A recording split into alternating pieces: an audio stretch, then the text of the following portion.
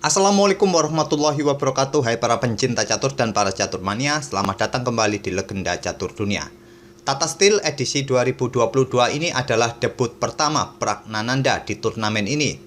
Sejauh ini sampai 4 babak dia sudah mengemas 2 poin dari 1 kali kemenangan tadi malam di babak keempat, 2 kali remis dan 1 kali kalah dari Jordan Van Foreest. Kita akan mengulas 1 game dari Pragnananda, yaitu game saat melawan Niels Grandelius di babak keempat tadi malam. Langsung kita ke atas papan. Pragnananda pegang putih bermain dengan pion D4, dibalas Niels Grandelius kuda F6, pion C4, pion G6, kuda C3, dan pion D5. Niels Grandelius bermain dengan Grand Field Defense, dan Pragnananda memilih variasi pertukaran, dipukul balik oleh kuda hitam, selanjutnya pion E4, kuda pukul, dipukul balik oleh pion B, dan gajah G7. Ada juga kawan yang langsung bermain dengan pion C5. Tapi langkah utama adalah gajah G7, tujuannya agar rajanya bisa segera rokade dan nanti bisa dilanjut dengan pion C5. Di sini gajah terang berkembang ke C4, gajah gelap ke peta E3 atau kuda F3 merupakan pilihan utama bagi putih, tapi Prag memilih langkah menteri A4 skak dan ditutup oleh kuda.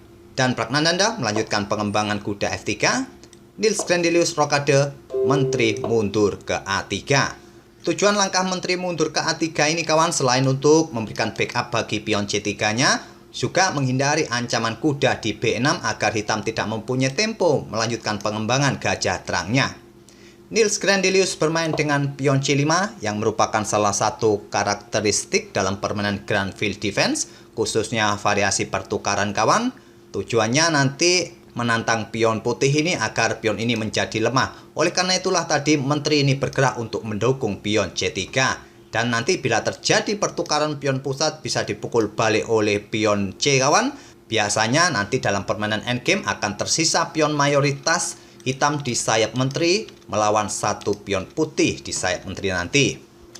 Di sini tantangan pion pukul pion ditolak oleh Pragnananda. Dia melanjutkan dengan gajah E2 dan pion B6, pion H4 lanjut. Pragnananda ingin mendorong kembali pionnya untuk merusak struktur bangunan Vicenzo dan dibalas oleh Niels dengan pion E5 untuk memberikan pressure lebih bagi pion pusat putih D4.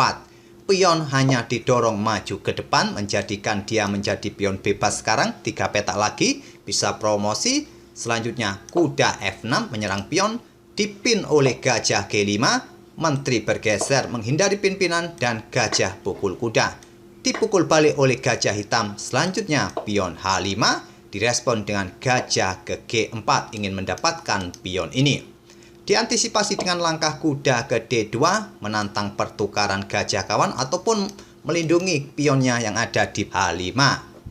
Apabila pada posisi ini kawan terjadi pertukaran gajah terang, bisa dipukul balik oleh Raja Putih. Walaupun Raja Putih sudah tidak mempunyai kesempatan untuk rokade, tapi melihat pergerakan pionnya di lajur H ini yang bisa membuka lajur H di langkah berikutnya, beteng siap naik dan ditumpuk memberikan pressure di lajur H nanti bisa dilakukan oleh putih kawan. Walaupun rajanya tanpa rokade pun, tapi melihat struktur bangunan pion di petak pusat seperti ini, nanti pion C4 bisa dimainkan. Rasanya sulit bagi hitam untuk menyerang Raja Putih walaupun masih berada di pusat. Jadi pada posisi seperti ini saat ada tantangan pertukaran gajah, Niels menolak menarik mundur gajah ke D7. Sekarang pion C4 untuk membentuk bangunan pion yang solid, juga mengawasi petak B5 agar hitam tidak bermain dengan pion B5-nya. Menteri hitam naik ke E7, menteri putih ke C3. Gajah hitam ke G7 memberikan jalan bagi pion ataupun menteri bergerak ke sini, dihadang oleh menteri di E3. Selanjutnya pion F5 dan Prag mulai membuka lajur H. Pion H pukul pion G6, dipukul balik oleh pion H. Selanjutnya pion A4 dan Niels di sini bermain dengan gajah F6. Rasanya ingin menyerang menteri nanti. Di sini pion A5 terus didorong oleh Prag dan gajah G5. Menteri bergeser ke H3, persiapan memberikan ancaman yang serius di sini. Dihadang oleh menteri G7, menteri bergeser kembali ke sayap menteri ke C3. Menteri hitam naik ke F6 dan gajah ke D3. Menteri ke E7 oleh Niels dibalas dengan langkah kuda ke F3, menyerang gajah juga pion. gajah mundur sekaligus mempick up pion dari ancaman kedua perwira putih ini kawan.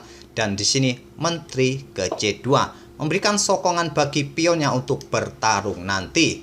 Direspon oleh Nils Grandelius, beteng A bergeser ke C8.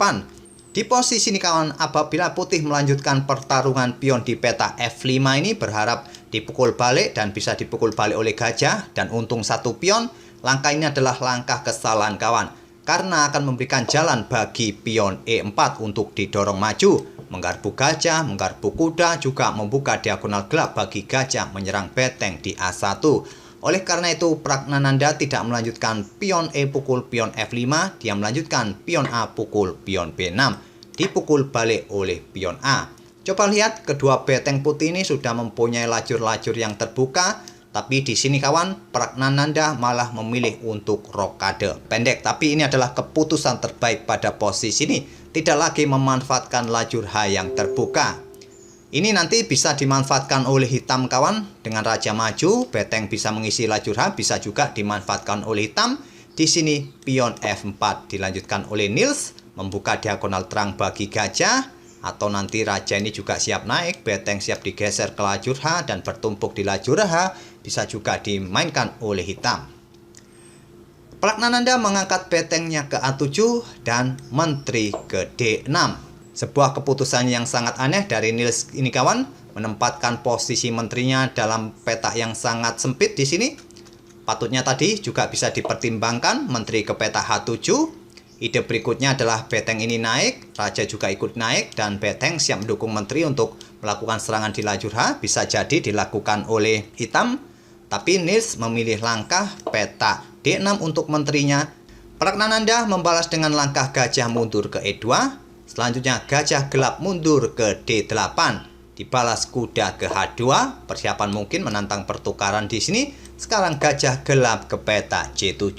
Coba lihat kawan, posisi gajah gelap hitam ini berada di diagonal yang tidak efektif lagi, yang cukup pasif. Mungkin tujuannya untuk membackup pion-pionnya ini kawan, karena pion-pionnya ini merupakan ciri khas pion lemah, pion yang menggantung, mudah saja nanti bisa diserang oleh putih. Dan di sini beteng F bergeser ke A1 oleh Pragnananda, raja hitam naik ke G7, dan gajah G4 menantang pertukaran, diterima, dipukul balik. Selanjutnya beteng hitam naik ke F7. Persiapan mungkin mendobel betengnya, nanti diikuti pion F3, dihentikan oleh pion F3 terlebih dahulu, dan beteng digeser ke lajur H menempati lajur yang terbuka. Mungkin di langkah berikutnya pion ini bisa didorong maju, menteri bergerak ke sini untuk memberikan ancaman serius nantinya kawan. Dan menteri ke peta B2 oleh Pragnananda, beteng hitam naik ke H5 untuk memberikan dukungan bagi pionnya ini dari ancaman kedua perwira putih. Walaupun di sini masih ada gajah yang mendukung pion ini, seperti yang saya sebut tadi kawan. Pion-pion seperti ini merupakan pion lemah, pion yang menggantung, sangat mudah diserang oleh lawan. Beteng ke B7 lanjut Pragnananda memberikan tempat bagi saudaranya ke sini nanti, dan menteri hitam mundur ke D8, beteng naik memberikan pressure bagi gajah, raja mundur ke G8.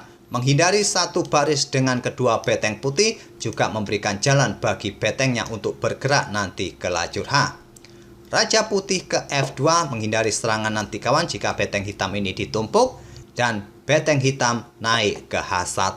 Di sini beteng putih turun ke A1 menantang pertukaran, tantangan ditolak, beteng naik ke H4, dan di sini Pragnananda memutuskan untuk berkorban pertukaran perwira. Beteng pukul gajah, dipukul balik oleh beteng hitam. Kenapa tidak dipukul saja oleh menteri hitam ini kawan, sekaligus untuk menjaga pion ini? Percuma kawan, karena pion ini mendapatkan 2 kali serangan dari putih di sini.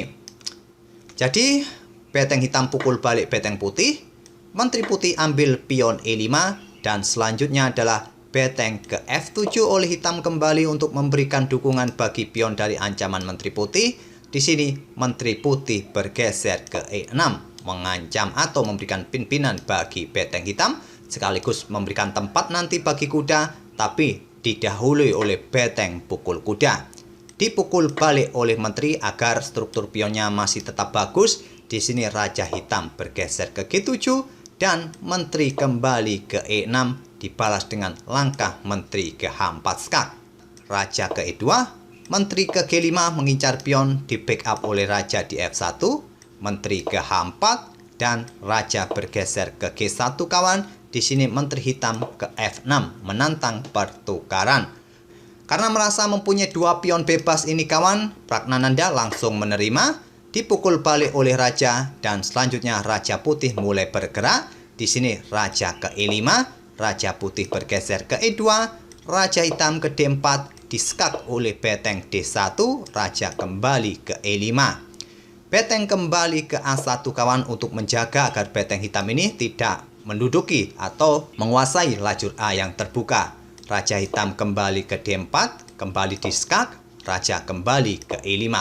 Kenapa tidak bergeser atau ambil pion ini saja saat mendapatkan skak kawan? Ini akan memberikan kesempatan bagi pionnya untuk didorong maju, dan kalian sudah tidak bisa mengejar pion ini lagi.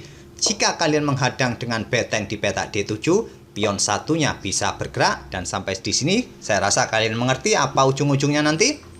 Oleh karena itu Raja ini tidak berani untuk ambil pion putih ini kawan saat mendapatkan skak. Dia hanya kembali ke petak E5.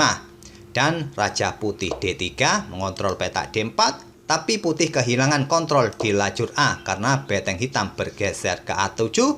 Di sini Raja Putih bergeser ke C3, dibalas pion G5. Raja Putih ke B3 untuk mendapatkan kontrol di petak-petak ini kawan agar Beteng Hitam tidak bisa menduduki petak-petak ini.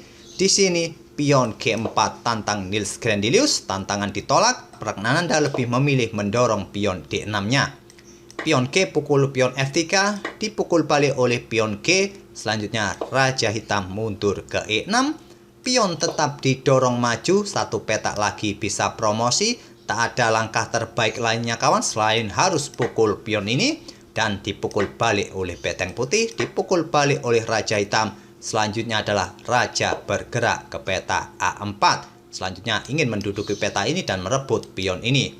Jika Raja Hitam ini bergerak ke peta ini kawan, pion satunya bisa didorong untuk promosi. Raja Hitam masih belum mau menyerah, dia bergerak ke C6. Tapi selepas pion E5 ini dimainkan oleh Pragnananda, Niels Grandelius menyerah di langkah ke-64 ini.